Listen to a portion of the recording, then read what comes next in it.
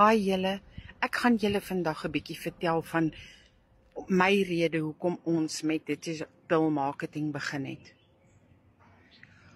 Ons was by 'n ouete huis wat sê, as ons nou dadelik R400,000 neersit, dan koop ons soos vir 10 jaar ons huur.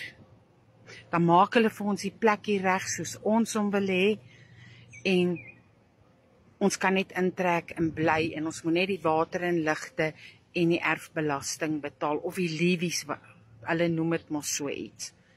Wel, waar kry ek R400,000 nou, om dit neer te sit om te sê, hier is dit, gee my die plek. Hier 'n maand, tussen 6 en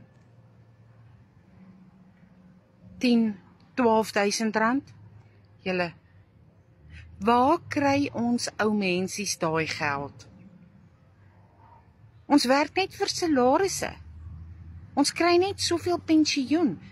En nou wil ek julle vra, wat van daai ou mense wat net 'n staatspensioen kry? Wat van hulle?